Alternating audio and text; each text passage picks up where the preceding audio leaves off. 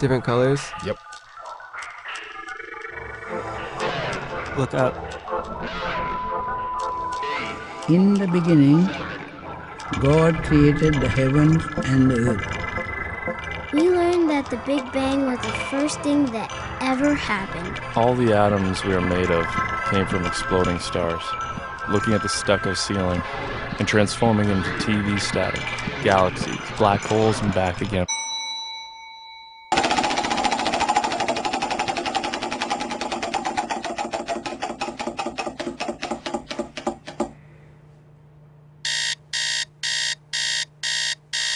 There they go to a perfect start. It's like when you're coming out of like a swimming pool and like you got a lot of water and chlorine in your eyes. The forward thrust of progress sets an ever-increasing pace. Orderly and colorful arrangement that appeals to the eye. That was an eyelash finish. Where they are thoroughly washed. Today, more and more millions live and work in metropolitan areas. Time to the tempo of busy lives. But one of the most beautiful driving finishes I think I've ever seen.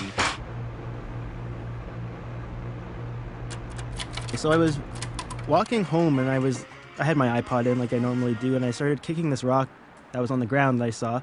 And I was just kicking it haphazardly, like walking along. So I started to work into like a sort of pattern, and I kicked this rock for like half a block at least, and I kind of started to get attached to it in a weird way.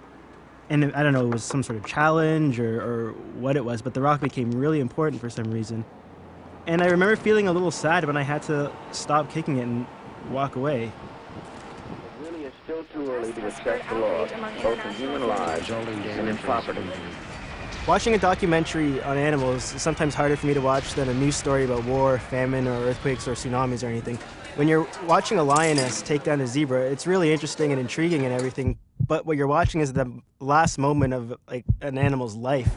We're all sitting around on YouTube watching this zebra's soul, or whatever you want to call it, leave the earth. It happens millions of times a day, but it's a big deal. And at the same time, it isn't. Everything eats everything. My friend's snake eats a rat every evening. Bombs away over the down the Chemung River. We need to take value in the small stories that we often forget. But what I'm saying, I guess, is that it's just as easy to make the big important stories really small too.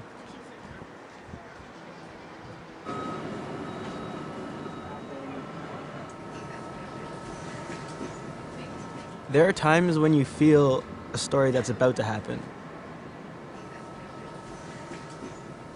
And then there's no story. My life has a lot of those unfinished stories. And I don't think there's anything wrong with it. I think everyone's life has a lot of those unfinished stories. Sometimes they're like little chapters that form a bigger story, or sometimes they're more of a way of building pressure or momentum until something big is bound to happen.